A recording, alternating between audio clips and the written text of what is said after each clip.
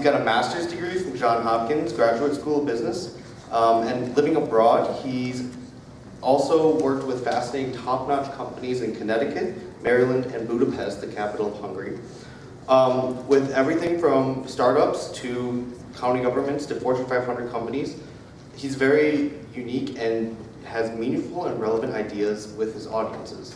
So he recently did a TEDx talk, and now he's here to speak to us.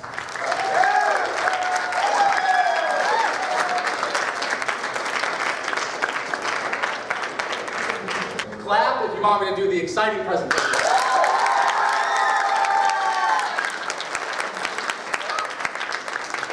So today we're here to talk about entrepreneurship.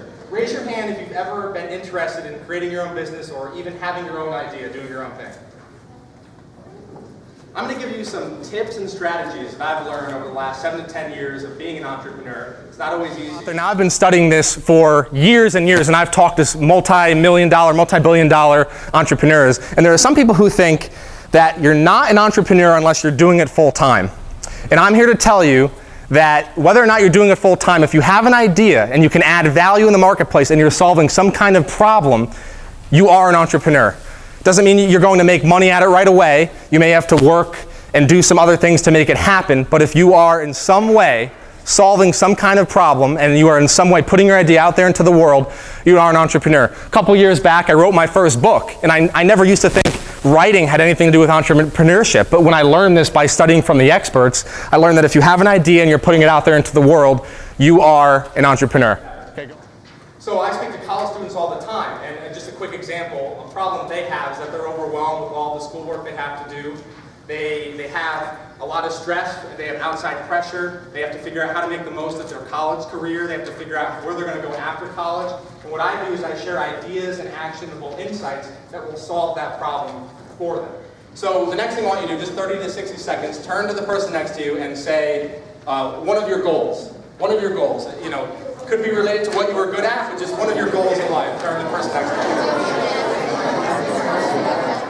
And I'm doing this exercise because this is something, and I've already mentioned this a couple of times, that is very difficult, where a lot of people will have a lot of passions and interests, and they'll have ideas, but they never actually take action on it. Have you ever seen, whether it be a commercial or a YouTube video or a TV show, of something you've thought of in your mind before, but then it was in the world? I know that that's happened to me before, where you have an idea, but you didn't take action on it, and then you see it in the world. That's why I'm encouraging, through these techniques and tactics I have here today, to actually take action on that idea that you want the most. Remember that it is an ongoing process, so obviously you don't have to figure it all out right now, but I did want to take a couple minutes in the beginning so that you can think of, okay, I love this idea or this thing that I want to do, this business. That's what you want the most. And what I'm going to give you here are the very skills that I wish someone would have told me to do it even earlier. So I'm telling you, if you apply these, it's never an easy road, but you can do your business out of high school and college, even during high school and college, even during middle school, even during whatever grade or part of your life that you're in. Finding your niche, there's something to work on. This is a big challenge for all of us, and I'm going to quickly, just for a minute, share with you my own struggle, where I've traveled the world, I've lived abroad, so I love travel, but I also speak to high schools and colleges, so I speak to youth, and I have those two separate niches, and I could never pick one. For years and years, I could never decide. And what I finally realized is that if you want to be the expert, you have to run with one of them. I'm giving you permission here to have both multiple passions. You probably have many passions, but remember that to really dive deep into the niche of your entrepreneurial idea, you have to pick one. And you can do both at the same time in the sense that you can have multiple passions. I still travel all the time, but my focus is really high schools and college students. I speak at conferences, associations, and to colleges around the United States and the world. So very quickly, I want you to turn to someone next to you and just tell them, just the 30 seconds now, 30 to 45 seconds, and tell them one thing that you're good at. It can be anything. One thing you're good at. Turn to the person next to you and ask them. Raise your hand, energy level with the goal. 1 being they had no energy, and 5 being they're just out of this world, high energy. Okay, a lot of 5s. I'm seeing more 5. There were 5s before. A 10, that's good. I see a 10. 2 5s, yeah, I like that. Okay, good. Now raise your hand if you've ever heard someone tell you, have a big vision. It's something we usually all hear, have a vision. I'm going to actually start here today telling you to take it one small step at a time. I want to share with you a very quick story. I was living in Budapest, Hungary, in Eastern Europe. Now, what I've studied in entrepreneurship is that you have to fail over and over again to get to that success. And you might fail, and you have to learn to say, okay, I failed, but what did I learn from it? So think in your head, what did you learn from that failure?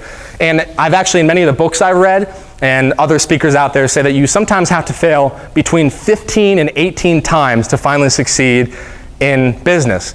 And I can relate to that. I've made many mistakes in my own business, and I've done things that were great and things that were really wrong.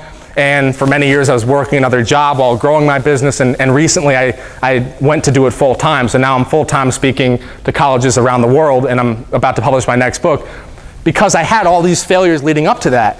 And what I'm trying to tell you is that I had so many failures like these other entrepreneurs that without learning from those failures, I never would have been able to get to the point of doing it.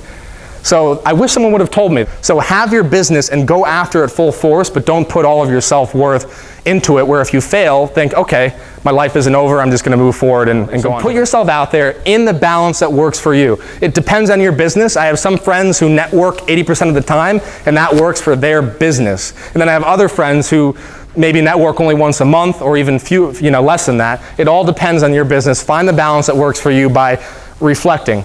And remember that it is an ongoing process. We took a couple minutes in the beginning of this presentation to think about what you want the most, but remember, it is an ongoing process. You're always going to be thinking of new ideas. Just make sure you stay focused on what you want the most, and then balance that by being a learner who's working hard with networking and getting out there. Entrepreneurs are visionary, they're leaders, and they think to themselves, what can I do today to get to where I want to be tomorrow? Jerry Rice, who is a famous wide receiver for the 49ers, he's retired now, he said, I'm going to do what others won't today so that I can have what others can't tomorrow. And it took me a while to learn this, and now I'm sharing it, that you can take action in the present moment to actually move that forward. And realizing time is short, someday is today, all you ever have is now. Embrace the moment. Do the improbable. Don't worry what other people are saying. Stay true to yourself. Connect with your reasons why, and really stay focused on it, even when you have all these distractions and pressures with life. I promise you, you will eventually reach your mountaintop. Have a wonderful day.